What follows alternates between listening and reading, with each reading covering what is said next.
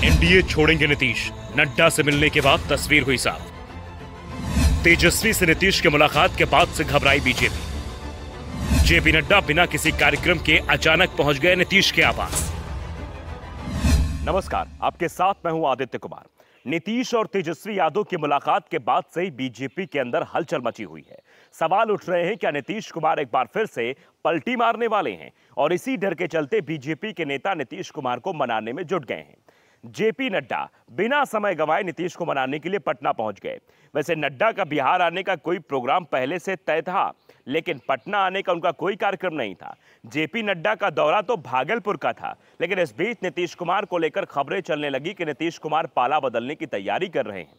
BJP Nitish Kumar पर डोरे डाल रही है। जैसे ही ये खबर बाहर आई, बीजेपी के अंदर और हलचल मच गई। पार्टी के सभी नेताओं को विशेष संदेश भेजा गया कि नीतीश या जेडीयू के खिलाफ कोई बयानबाजी नहीं होनी चाहिए। और जेपी नड्डा ने खुद नीतीश को मनाने की अब कमान संभाल ली है। नड्डा भागलपुर की जगह पटना पहुंच जाते हैं और फिर सीधे नीतीश कुमार से मिलने के लिए सीएम आवास पहुंच गए। नीतीश कुमार ने बीजेपी नड्डा से मिलने के बाद यह बात जरूर कही कि वो कहीं नहीं जा रहे। 2 बार आरजेडी के साथ गए थे, वो उनकी भूल थी, अब तीसरी बार भूल नहीं होगी। लेकिन बता दें कि नीतीश कुमार इस तरह के बयान पहले भी कई बार दे चुके हैं, और जब भी नीतीश ने इस तरह के बयान दिए हैं, उसके कुछ दिनों बाद ही उन्होंने पलटी मार ली है। ऐसे में नीतीश के बयानों पर बीजेपी को कोई भरोसा नहीं हो रहा है। दूसरी तरफ आरजेडी के नेताओं की तरफ से यहां तक दावा किया जा रहा है कि नीतीश कुमार पलटी मारने का मन बना चुके हैं और बीजेपी नीतीश कुमार को ब्लैकमेल कर अपने खेमे में रोकने की कोशिश कर रही है। लेकिन यह तय है कि नीतीश कुमार ज्यादा समय तक एनडीए में नहीं रहेंगे, वो कभी भी पलटी मार सकते हैं। यह तय माना जा रहा है कि इसी साल बिहार की सत्ता से बीजेपी बाहर हो जाएगी। इस बीच खबर यह भी आ रही है कि नीतीश कुमार के करीबी मंत्री अशोक चौधरी के जरिए नीतीश कुमार कांग्रेस के टच में भी बने हुए हैं। अशोक चौधरी ही हाल ही में भूमिहारों को लेकर दिए बयानों को लेकर चर्चा में आए थे, और अशोक चौधरी से जब इसे लेकर सवाल किया गया तो उन्होंने इसका सीधे सीधे जवाब नहीं दिया।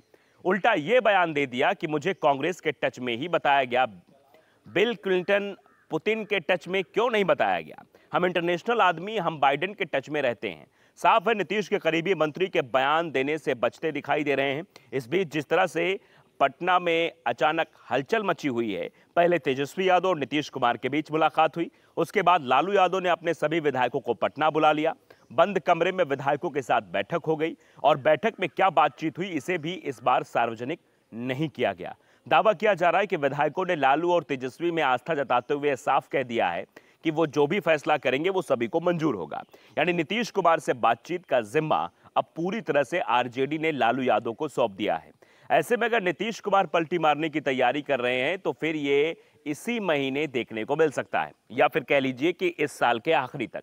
यानी नीतीश पर सवाल बने हुए हैं, और इन सवालों के बीच में बीजेपी की नींद भी उड़ी हुई है। कहा जा रहा है कि नीतीश को अपने पाले में रखने के लिए बीजेपी की तरफ से बिहार को विशेष आर्थिक पैकेज का भी वादा किया जा सकता है।